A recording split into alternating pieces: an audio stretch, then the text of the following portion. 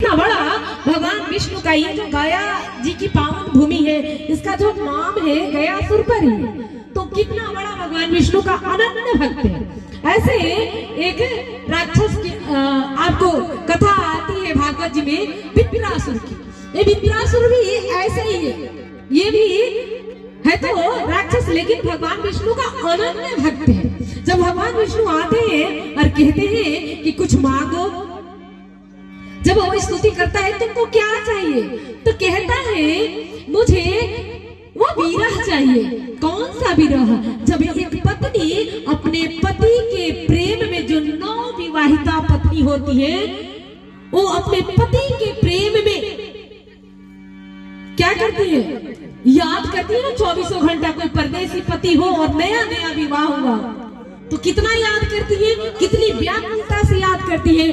कहता है वैसा ही भक्ति मुझे दीजिए, वैसा विरह दीजिए, विरही कांच विरह वैसा मुझे दीजिए, जैसा एक नवविवाहिता अपने परदेसी पति को याद करती है।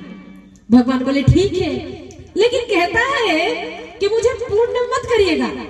कैसे? जैसे पत्नी को पति मिल जाता है तो पत्नी भूल जाती है उस विरह को, वैसा मेरे साथ नहीं होना चाहिए। मुझे आप मिलिएगा मत, मुझे आप मिलिएगा मत। मिल जाइएगा तो क्या होगा? हम भी आपको भूल जाएंगे। हम भूलना नहीं चाहते हैं, विरह बना करके रखना चाहते हैं, इसलिए मुझे वैसा विरह दीजिएगा। और आगे कहता है कि जैसे एक बालक दूध बच्चा जो होता है अपने माँ के लिए रोता है, जब तक दूध ना मिले तब तक रोता है, वैसा विरह मुझे दीजिएगा। भगवान बोले ठीक है, चलो ये भी पूरा किए। लेकिन कहता है कि बालक की माँ तो दूध पिला देती है, संतुष्ट करती है, तो बालक तो संतुष्ट हो जाता है। मुझे संतुष्ट मत करिएगा। क्यों? क्योंकि बालक तो भूल गया। मुझे ऐसा संतुष्टि मत दीजिएगा कि मैं आपको भूल जाऊं, मैं आपको भूलूं, ऐसा मुझे कोई वरदान न दीजिएगा। हमें बार बार आऊं, बार बार जाऊं इस धरा पर और आपकी भक्ति करूं, ऐसी भक्ति मुझे दीजिएगा, केवल ऐसी भक्ति दीजिएगा, और मुझे कुछ नहीं चाहिए। मैं मोक्ष की भी अपेक्षा नहीं करता।